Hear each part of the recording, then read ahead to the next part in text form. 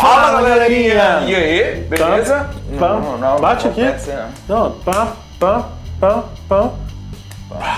Você viu que eu tô de xadrez hoje? Pula fogueira, ioiô. É festa junina? A gente não tem espaço pra fazer essas coreografias, né? É festa junina, época de festa junina, a gente veste roupinha xadrez aqui no Goiás e pula fogueira. Chama a vinheta. Bora.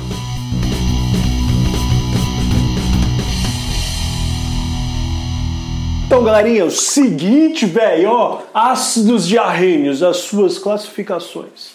Deixa eu falar um negocinho pra você. Tô tentando ser engraçado, né? Mas eu vou parar com isso. Olha só, velho, aqui é aula séria, aqui é química, a matéria é mais deliciosa e a gente tá falando sobre as classificações desses ácidos diarrênios. Perceba comigo o seguinte, ó, contra a presença de oxigênio. Existem duas classificações coloquiais, primorosas, com palavras difíceis que eu estou usando para os ácidos, justamente os hidrácidos e os oxiácidos. Perceba o tanto que é simples a classificação. Hidrácidos são ácidos que não possuem oxigênio na sua fórmula molecular, enquanto os oxiácidos são aqueles ácidos que possuem sim oxigênio na sua composição, na sua fórmula molecular e estrutural. A ideia é o seguinte, todos os ácidos diarrênios, eles precisam ter hidrogênio, né? Olha aqui, ó, o HCl, HI, HBr, HCN, H2S. Olha só o tanto de ácido que começa com hidrogênio. Aqui nos oxiácidos também precisam ter hidrogênios. Então, quando a gente fala hidrácidos, não é por causa dos hidrogênios, é por causa de não ter oxigênio. Então, a gente faz essa separação de hidrácidos e oxiácidos. Perceba aqui, ó, HCl, HI, HBr, HCN, H2S, HTE, HSE, H4FeSN6. Olha só, velho, que tanto de ácido que não tem oxigênio em sua composição. Por isso são classificados como hidrácidos. E os oxiácidos, olha aqui, ácido HNO3, HClO4, HIO, H2SO4. Nós temos vários ácidos aqui que têm oxigênio em sua composição. E o tio Soneca ele vai trazer mais sobre as propriedades de hidrácidos e propriedades de oxiácidos, trazendo pra gente aqui, ó, qual que é a influência de ter ou não oxigênio em sua composição química. Beleza? Galerinha, aqui ó, lembre-se que nós diferenciamos hidrácidos de oxiácidos. Os oxiácidos, normalmente, eles vão fazer ali ligações de hidrogênio como interações intermoleculares e vão acabar tendo um ponto de ebulição e um ponto de fusão maior do que dos hidrácidos, né? Porém, ainda assim, a maior parte dos oxiácidos eles são voláteis, evaporam com facilidade. Talvez com menos facilidade do que os hidrácidos, mas ainda assim evaporam facilmente nas condições ambientes. Os ácidos chamados de oxiácidos que não evaporam tão facilmente, mais comuns são o ácido sulfúrico e o ácido fosfórico. Tanto que esses dois ácidos são bastante utilizados no nosso meio industrial aí, justamente porque eles são ácidos que não vão se perder para a nossa atmosfera com tanta facilidade. Eles vão permanecer no estado líquido e você não vai ter uma perda de material ácido que você quer utilizar ali na sua indústria, onde você precisa acidificar o meio. Esses ácidos que têm uma dificuldade maior para evaporar, que permanecem, que fixam ali no estado líquido, eles são classificados como ácidos fixos. Os outros ácidos, com exceção do sulfúrico e do fosfórico aqui, que são os principais fixos, eles vão ser classificados como sendo ácidos voláteis, né? Porque eles vão ter uma grande facilidade em evaporar, ou seja, em passar para o estado gasoso. Os hidrácidos, normalmente a gente encontra ele sendo bem volátil, ele evaporando com grande facilidade. E por isso, soluções ácidas, nós temos que trabalhar com bastante cuidado, porque esses ácidos evaporam com muita facilidade e aí você pode inalar ou pode ir na água dos olhos, por exemplo, e provocar ali uma ardência e por aí vai. Então tem que tomar bastante cuidado com os ácidos. Agora, quanto à força, eu coloquei aqui uma observação. Nós já falamos sobre força de ácidos na nossa última aula, que está relacionado com o grau de ionização. Mas nem sempre nós temos informações suficientes para calcular o grau de ionização dos nossos ácidos. E aí, vamos aqui definir se o ácido é forte ou fraco, apenas analisando a sua fórmula, a sua composição. Dentro dos hidrácidos, que são os ácidos que não têm oxigênio, a gente tem como forte HCl, HBr e o HI. Ácido clorídrico, bromídrico e iodídrico, certo? Esses são os únicos hidrácidos que são classificados como fortes e também são os hidrácidos mais comuns aí no nosso dia a dia, no nosso meio. O ácido clorídrico, por exemplo, você vai encontrar ele no seu estômago. O nosso organismo produz esse ácido clorídrico ali no estômago para ajudar na digestão de proteínas, para ajudar na quebra dessas moléculas. Moderado, a gente tem o HF. Esse HF, ele não tem um grau de ionização tão grande assim. Ele não libera tanto H+, no meio aquoso, né? E fraco, nós temos todos os outros hidrácidos. Aqui, o Pavas falou de vários hidrácidos para você.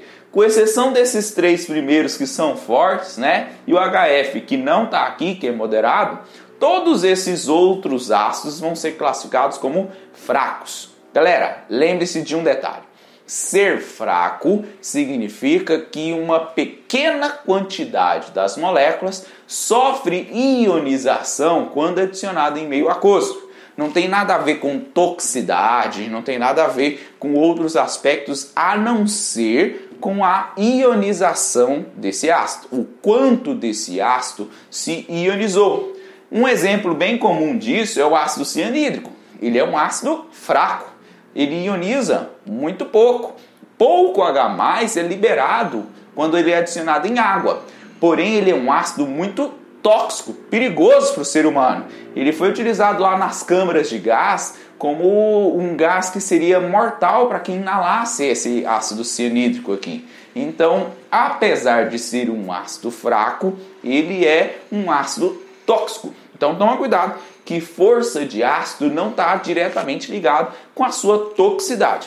Agora, considerando aqui o HF, falando um pouco mais sobre ele aparece lá naquela série bem famosa de um professor de química que começa a produzir drogas, né, para vender, chamado Breaking Bad, uma das melhores séries aí da história, né? Mas esse HF aqui, ele é um ácido moderado que é muito reativo, tem uma diferença entre isso, né?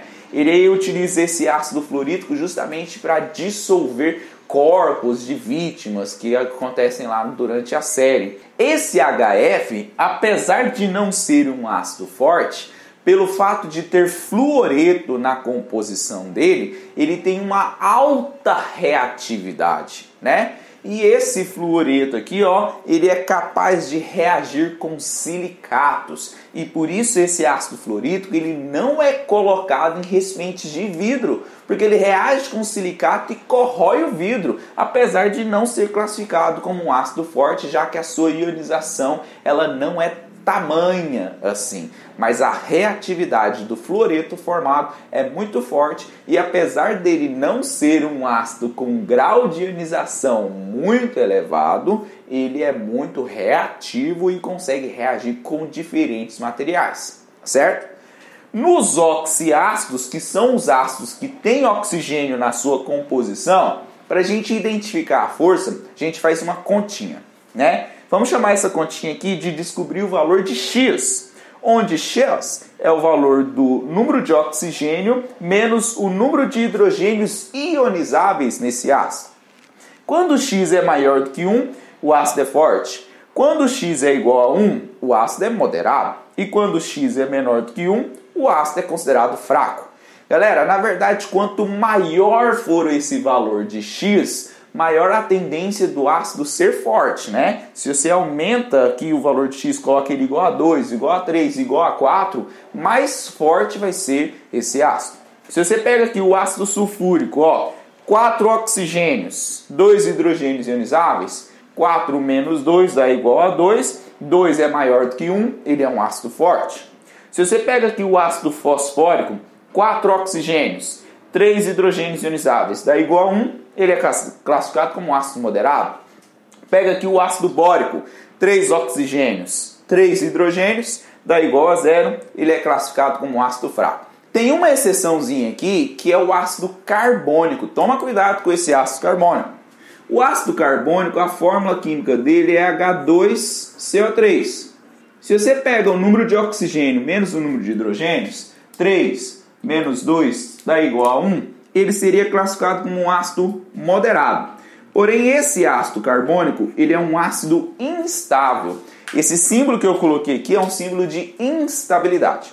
Sendo um ácido instável, ele tende a se decompor e não sofrer tanta ionização assim. Então, apesar dessa diferença aqui ter dado igual a 1, ele é classificado como sendo um ácido fraco. Beleza, galerinha? Fala, galerinha! Uai, a gente não tá no começo do vídeo, não, né? A aula de novo? Não, a gente tá terminando a nossa aula. Então, Isso. galera, que vocês aprenderam exatamente como o ácido hidrácido, oxiácido, quais são as suas propriedades e por que tem oxigênio ou não, né? Exatamente. Se ele é forte, se ele é fraco. Então, pula fogueira, ioiô. Pula fogueira, iaiá. Cuidado pra ele não te beijar. Olha a cobra! Até a próxima. É mentira!